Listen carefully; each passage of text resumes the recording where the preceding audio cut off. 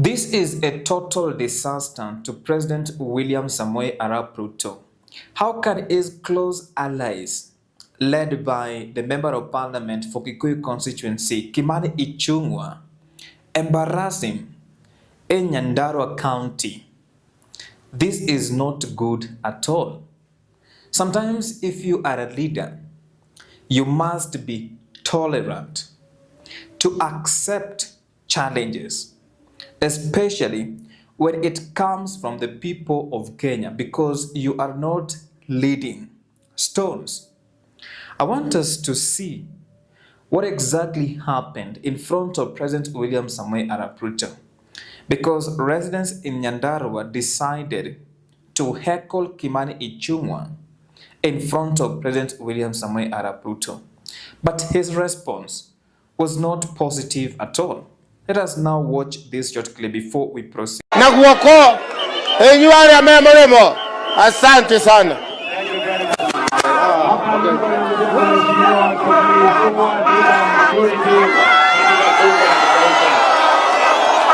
Asante Mheshimiwa Rais.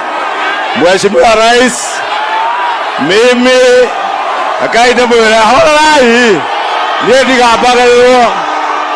Hawa watu wa Kwale, Mheshimiwa Rais, wamesema hii affordable housing iko hapa. Ile mawe yote inajengwa hapo, ikiwekwa kablo ipewe hawa vijana affordable housing. Leo munene niye niyo yoteragwo na aria tuga goko karao na Nyandarua yothe gutire mundu ukwenderio guoya na niye ndienderio guoya niguo kana tiguo. Mwathani amurathime.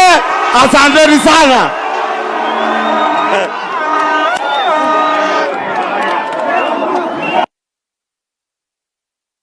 Iko na chairman wetu huyo Bwana Nderito Mureiti ambaye ni chairman wetu wa KRA. Now that is exactly what I am talking about.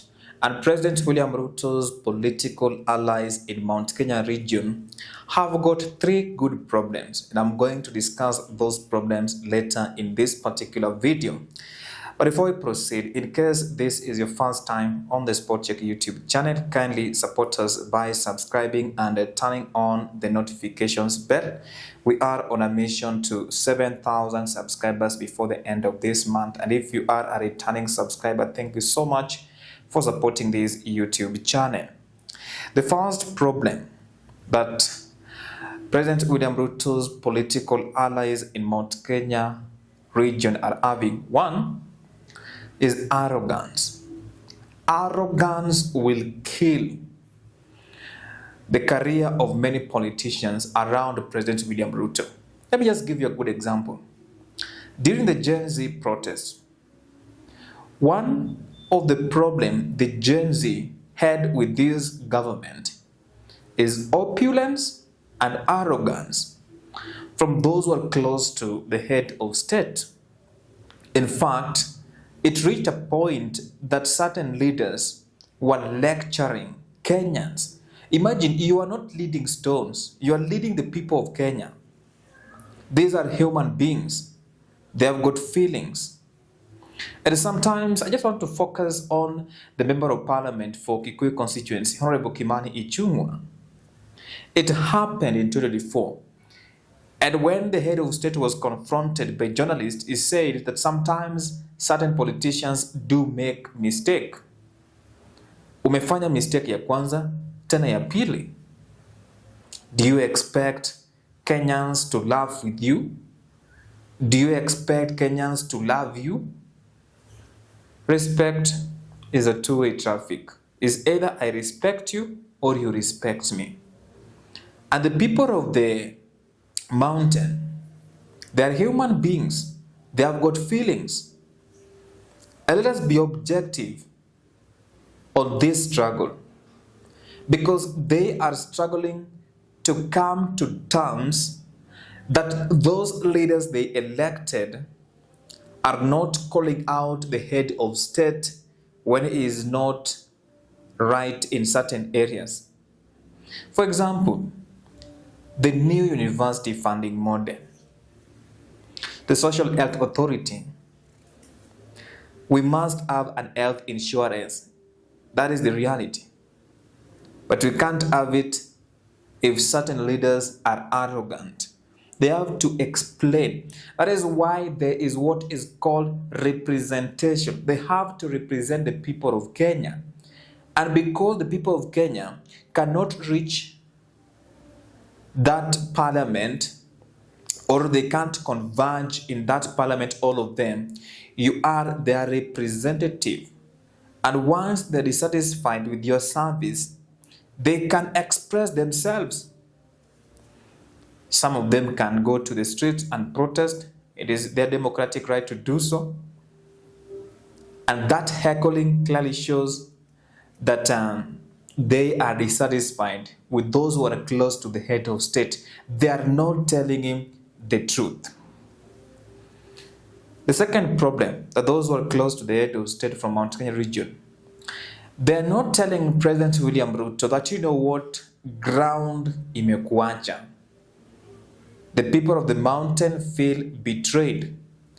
But I strongly believe it is not because of certain people have been brought in government, because they have also to understand that this country does not belong to a certain region. It belongs to everyone. That is the reality on the ground. We have to accept that anyone has a right to be appointed, whether as a cabinet secretary or as a principal secretary in a certain state department. That is their touch. But I strongly believe that they dislike the head of state because of the promises he made that he has not fulfilled. Now, he went to the mountain to launch different projects, right? Which is okay. The president has got a right to go to anywhere in this country. In fact, I urge the head of state to go to any part of this country to advance a government agenda, explain to the people of Kenya what he is doing. What we are hoping for, that he should not tell them lies. He should tell them nothing but the truth. The status of this government, whether it is sinking or it is going to save them from poverty. So many Kenyans are not able to afford 3 meals in a day. And the problem, those people who are close to the head of state, they're not telling President William Ruto the truth. They love lying to him so that waendelee pale kukaa tu na yeye. The third problem is that those people who are close to the head of state, they have a problem with what is called the truth. They don't want to hear the truth. They feel threatened by the truth. That is just my opinion right on the Spot Check YouTube channel. In case you have any counter opinion, feel free to share in the comment section. I will be replying to your feedback. I promised at the end of my videos to carry out civic education. What you need to do is to register as a voter. The second thing you need to do is to demonetize politics. Then lastly, remember to vote for someone with a vision in any election, whether it is MCA, whether it is MP, woman representative, senator, governor, and the president. Bye for now. I will see you in the next video.